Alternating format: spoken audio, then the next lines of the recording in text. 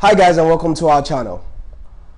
Today we're going to be talking about how the absence of a father in the house affects a child. You know, there's something they call daddy issues when it's as it relates to a child, and we're going to be breaking it down right now.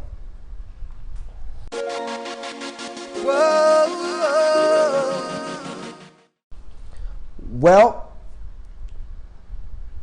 I would say this. Over the years,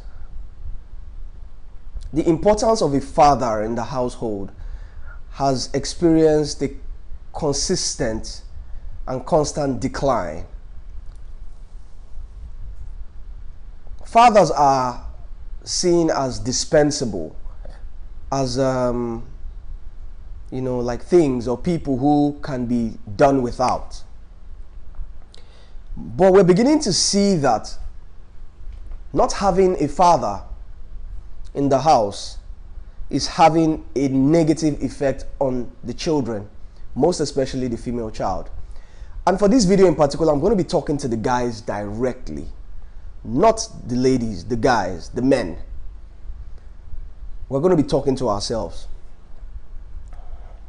A good percentage of the women that I have had conversations with, and those conversations had not been too pleasant, or dealings with that haven't turned out well, they've all had an underlying theme.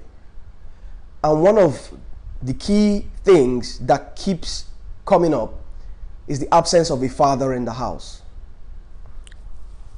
I too am a product of that as well, not having a father figure in the house. But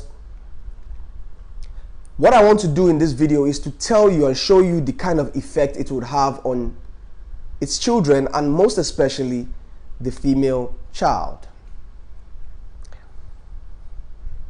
You see, a father is usually the first man that a lady child gets to see, gets to learn from, and gets to look up to. So when that is not present, there is a void, there is a hole, there is a void that is supposed to be filled but is not filled because of the absence of the father in the house. And in this era where we have a lot of the fact that the single motherhood, baby mamas is on the rise, I would like to let guys understand something, because this video I'm talking directly to the guys. And what I want them to understand is having a child, a lady child by a woman, and not being there for that child is a bad move. And we're not even going to focus on blaming the women on this one. We're not going to say it's the woman's fault. We're going to blame ourselves, and we're going to look at our faults and what we can do better at.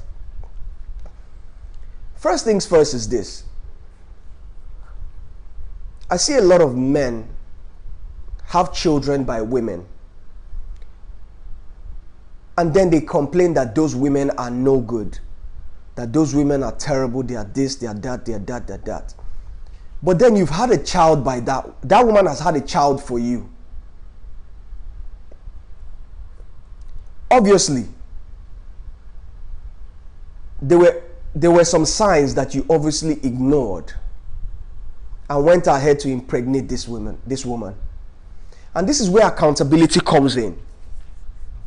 If you're a guy and you decide to be sexually active with a woman, and you know for a fact that that woman is not somebody that you, in your heart, you know that I don't want to have anything to do with this woman long term, I don't even want to have a child by her, why are you going raw?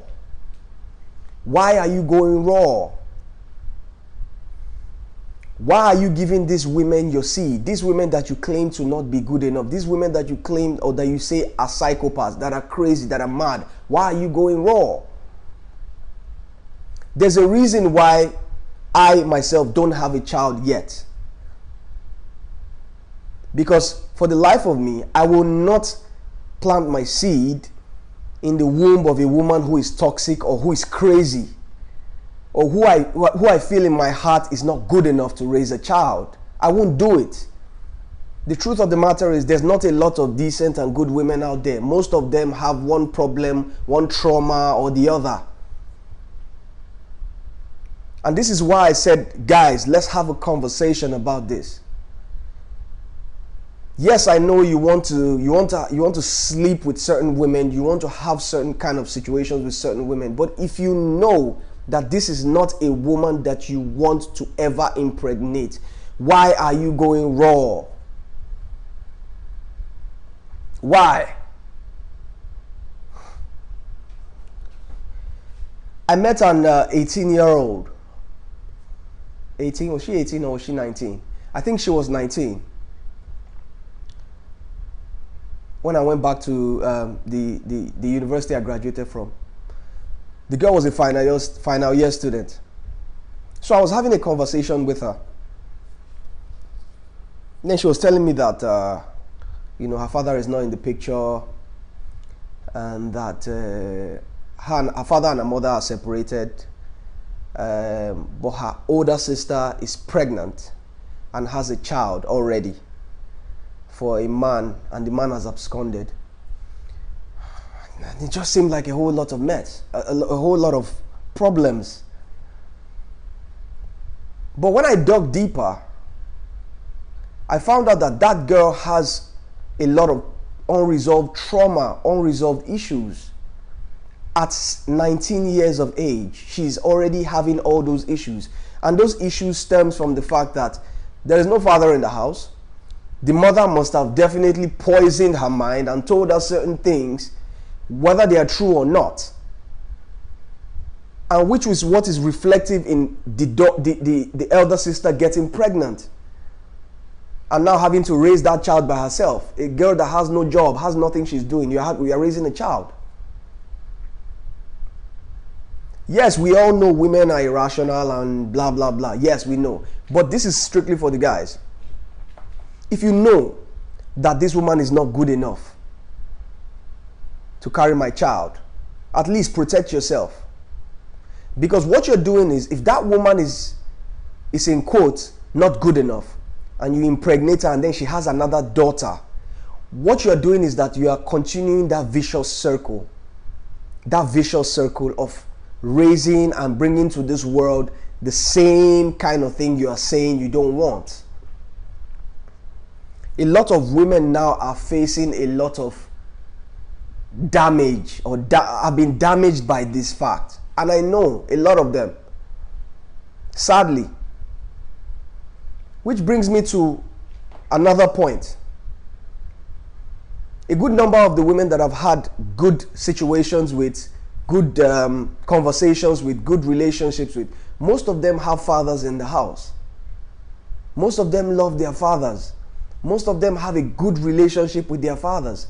Imagine you as a guy meeting a woman and the lady tells you that, or she gives a feeling like she hates her father or her father is not worth it, and you still proceed to sleep with that kind of a woman and impregnate her. What do you think is going to happen? You think she's just going to all of a sudden flip the switch and love you or start liking you? Somebody who already has disdain for her own father. It doesn't work that way. It doesn't. My point is this. The way that men used to vet women in the 60s and in the 50s is different from how women should be vetted today. It's different from how you should vet women today. The vetting process for women today is like they're looking for a job opportunity. You have to vet them to the core. And one of the key vetting principles is you have to find out if there's any underlying daddy issues. If the father was in the house, what kind of relationship does she have with her father? And you don't get to know this by asking her directly. You let her speak and tell you. Most women have no problem telling you how much they hate their father if they do. They don't have a problem. And once a woman lets that known to you that she doesn't like her father or she has problems with her father, then that's a red flag. That is already telling you that, listen, this is not somebody I can get really serious with. This is not somebody that I can have a child with. A lot of them are walking around with unresolved pain, hurt, anger towards their father. So you coming into their life, you are taking the image of their father, and they are going to project that hate, that disdain that they have for their father towards you. So why do you want to deal with that kind of a woman who you already know has that kind of problem, has daddy issues, and bring a child to this world, and it becomes a vicious circle? Because if a man impregnates a woman, let's say for instance, let's put it on men now that we are the ones who are responsible. If we're going to be responsible for impregnating a woman, then we should be responsible for the kind of women we choose to impregnate. We should be responsible for that. We cannot just keep impregnating all these women that have issues left, right, and center. So there are 2 points I'm trying to make in this video. One of them is that guys need to be more responsible for who they impregnate. We need to be more responsible for who we decide to have our children. There are certain kind of women that, for someone like me who doesn't have a child yet, there's some kind of women I will not deal with. I have no problem blocking women off of my phone if I feel you have no sense, or if I feel that you're a problem. I have no problem doing that, because my peace of mind is something I hold dear. If I have a conversation with you once or twice, I can already ascertain where you are, and I know where to place you. If I place you in the category of problematic, or maybe somebody who has psychological problems, oh, I just leave you where you are. I can't deal with that. Or daddy issues, I can't deal with all that. I'm not your daddy. I'm not going to take the role of your father. I'm not. So men need to be more aware of who they impregnate. That's one of the things that I want to address. And then the second thing is, in as much as you know for a fact that you need to be responsible for who you impregnate, the reason why you need to be responsible for who you impregnate is because when you do have a child, most especially if that child is a girl child, it's your responsibility as your duty to make sure that you raise that child. I'll give you an example. I went to a friend's house, one of my guy friends, and I think he was having problems with his wife. So I was just sitting in the living room, and the daughter came out. Daughter was about, she was about 5 too, around that age, I think. So the daughter came to me and said, "Oh, I'm looking for my daddy." And then she was looking for him all over the house, looking for him. And then he came in from outside. And then immediately she ran to him and asked him, "Daddy, where have you been? I've been looking for you." And that bond they have, that bond I saw there, made me pull him to the side and tell him that, "Guy, you see this girl, you cannot allow her grow up without you. Because as she is, you are her everything, you are her life. She's looking up to you. You are that person that is going to show her how she would deal with men. You are that person who is going to show her how men should treat her." Which is why I say it's very unique for a female child. It's absolutely unique. For men will find a way around it, unfortunately. I had to find a way. But for women, it's not that simple. Women are very delicate. Female children are very delicate, and they require extra care. Extra care. Everything you say to them, most especially in their formative years, everything you say to them has to be thought out. Everything you say to them, you have to think deep about it. Every words that come out of your mouth. You see in some cases where a father might use certain unpalatable languages while the son is there, but once the daughter comes there, he tries to not say anything, because they are very, very, you don't want to say something that would imprint them in a negative way, because the female child, they are very special, and they require, most especially the young ones, I'm talking about the very young ones now, you have to raise them a certain kind of way, and that way requires a man. Which goes back to what I said. You need to watch who you impregnate, because if you impregnate the wrong woman and you have to leave her after she has had a female child for you, then the child suffers. But if you vet that woman properly, if she's properly vetted, you vet her well, and you then see that, okay, fine, this one, she has her shortcomings, but she's somebody I can deal with, then what that means is that the two of you can raise that child together. You can raise that female child together. Because like I said, the female child is very delicate and requires absolute care. Absolute. Because there's so many of them right now walking around with anger, bitterness, trust issues, all sorts of things that has emanated from their father's side. That has emanated from their parents.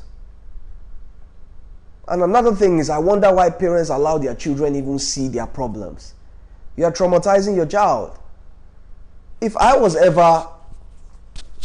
ever had a child and I had an issue with the mother of the child, or I had an issue with the person I am with, I would never want my children or my child to see it.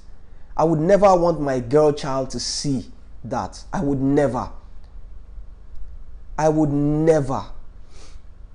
Because I don't want to traumatize that child. I don't want that child to see certain things that would make her feel it's okay. I don't want that child to see me yelling at the woman, at her mother, and think it's okay. I don't want the child to see the woman yelling at me and think it's okay. Because what you're doing is you're traumatizing that child.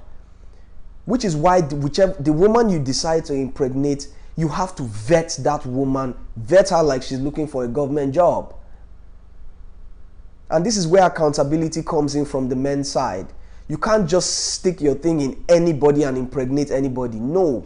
Because what you're doing is, when you do that and eventually the thing doesn't work with you and that person, and then you people start cussing each other out, the child suffers. So what I'm saying in essence is this. A lot of children, in particular the girl child, have been damaged because of bad decisions starting from the men. And when I say starting from the men, I mean starting from the men in terms of the decision of who you impregnate. Because it starts from you.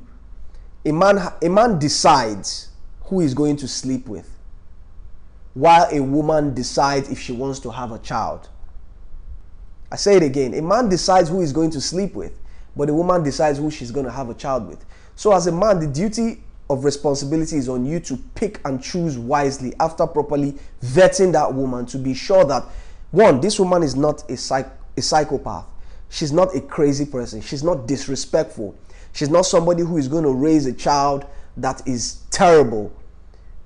You know, in subsequent videos, I would give you some of the vetting processes of how you vet women and how you can be able to differentiate which one you take seriously and which one you don't. Guys, we need to do better. We need to vet these women more. We need to vet the women we choose to have children with. We can't, gone are the days where we'll have children by anybody. We can't do that anymore. Because most of these women are already traumatized. Most of them are not, it's not every woman you impregnate. It's not every woman you sleep with. It's not every woman you give your seed.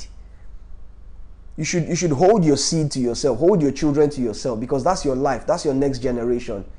You can't put your next generation in the hands of a psychopath. You can't put your next generation in somebody who is not worthy. The person has to be worthy to have that. But these days we just give it to anybody. Anybody just take and go. No. As for me, anybody who I decide to impregnate or have a child with, that person would have been vetted properly. I'm talking about absolute. I'm not talking about asking you which church you go to, no, that's old school vetting. I'm talking about both psychological, emotional, proper vetting. To make sure that I don't put my future in the hands of the wrong woman. Guys, we need to vet these women. We need to vet them. Most especially when it comes to having children. We need to vet them. Because we don't want our kids growing up and having daddy issues. Having said that, I'd like to thank you guys for watching, and I'll see you guys again next time. Bye-bye.